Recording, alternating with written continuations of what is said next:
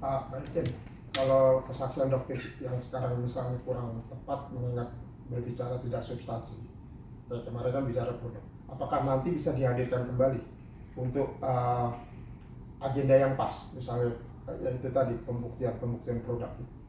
Kalau pembuktian produk tapi bukan agenda ini. Ya bukan kemarin. Nah, ada lah LP tersendiri. Di sini tidak berbicara tentang produk.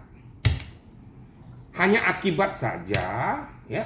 Akibat berpindahnya ini takut, ya, seolah-olah ya, saya masih apa ya, menduga, tidak boleh menjustis.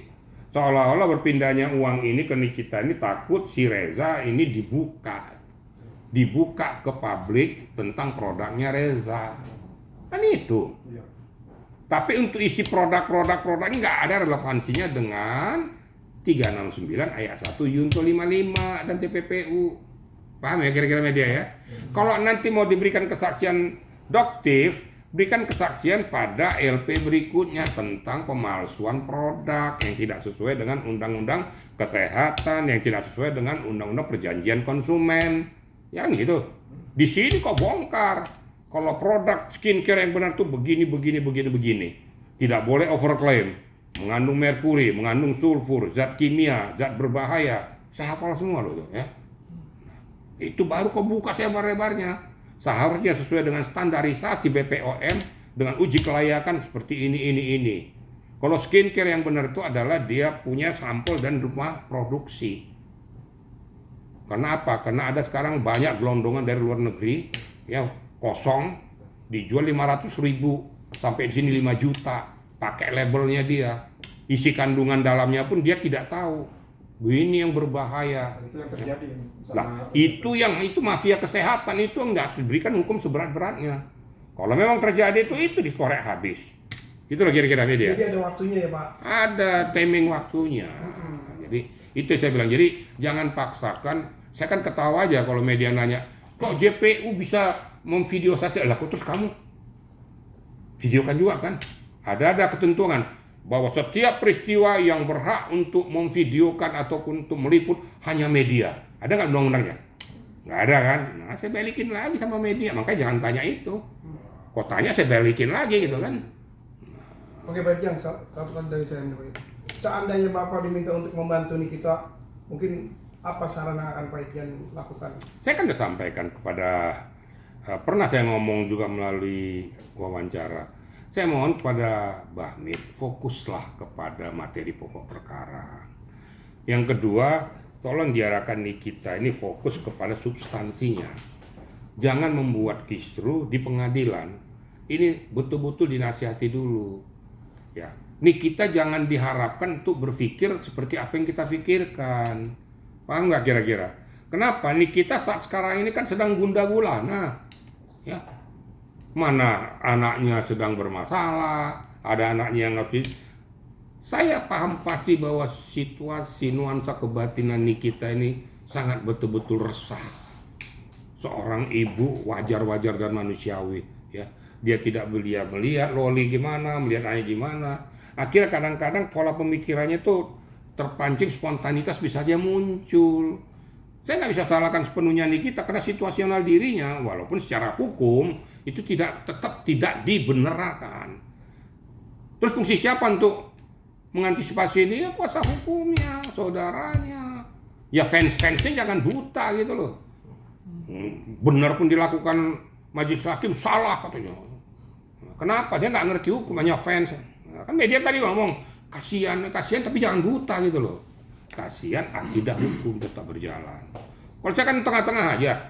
Nah, saya berharap juga Nikita harus membongkar apa yang kau ketahui tentang peristiwa tentang produk yang jadi pokok permasalahan, tentu tapi dalam LP tersendiri. Tidak ada relevansinya ke sini. Kemudian masalah intercept itu kan Bahmit sudah laporkan, dibongkar saja sama Bahmit. Minta pertanggungjawaban daripada penyidik cyber supaya membongkar Pandora ini. Kalau sudah dibongkar Pandora ini, apa maksud tujuan daripada saudaranya Reza untuk merekam? Untuk tujuan apa? Kok bisa bocor kemana-mana? Karena ini kan konsumsi publik. Padahal ini adalah ranah hukum.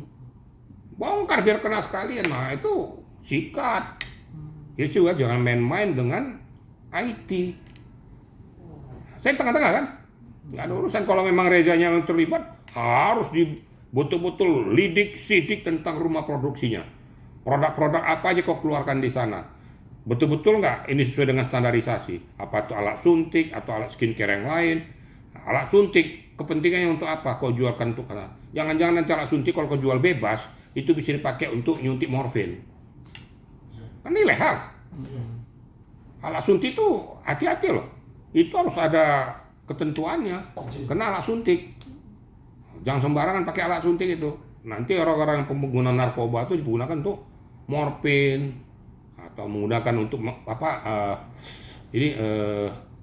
cairan-cairan daripada Valium itu bisa kena. Itu aja dibongkar, itu sikap.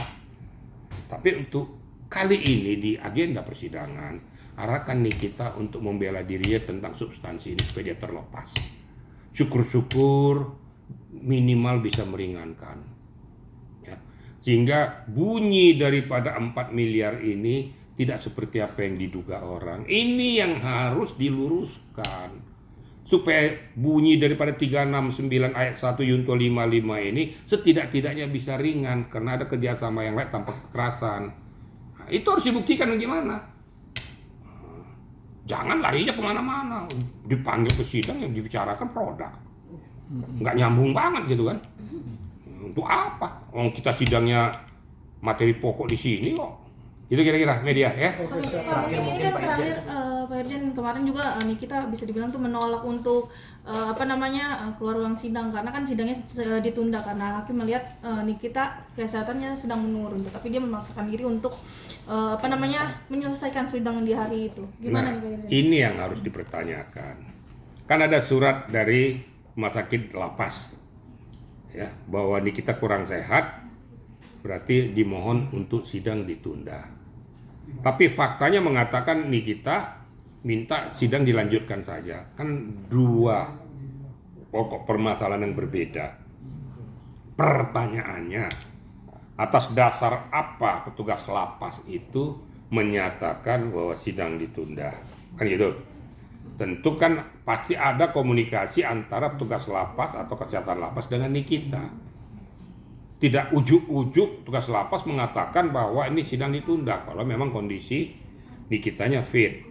Tapi di fakta persidangan surat daripada majelis kesehatan dari lapas ini terabaikan, dia minta sidang dilanjutkan. Nggak bisa seperti itu juga.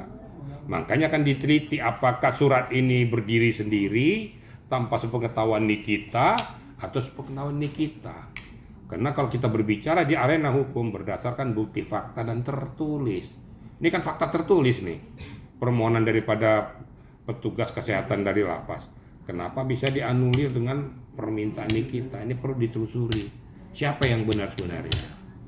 Nah, kalau seandainya dipaksakan Nikita untuk sidang dilanjutkan supaya jelas pokok permasalahannya, saya sudah sehat dikatakan gitu, tentu ya menurut saya ya, majelis hakim akan memanggil tugas kesehatan untuk memeriksa layak nggak sidang dilanjutkan dengan kondisi dia.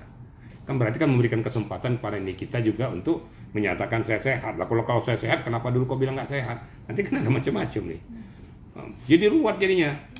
Nah, tapi seketika surat sudah nyampe, hakim memutuskan ditunda karena kondisi kurang fit. Karena seseorang pada saat memberikan keterangan pertama sekali yang ditanya adalah apakah saudara dalam keadaan sehat baik jasmani maupun rohania. Ya kalau Anda kurang sehat secara jasmani, bagaimana memberikan keterangan dengan baik? Itu kira-kira ya? Terjawab kan? Apalagi? Terakhir Pak Irjen, kemarin dihadirkannya anak Nikita Mirzani di persidangan, itu membuat Nikita Mirzani menangis. Wajar manusiawi, saya katakan tadi. Tapi ditolak oleh majelis hakim untuk anaknya masuk ke dalam persidangan, itu seperti apa? Anak terakhirnya?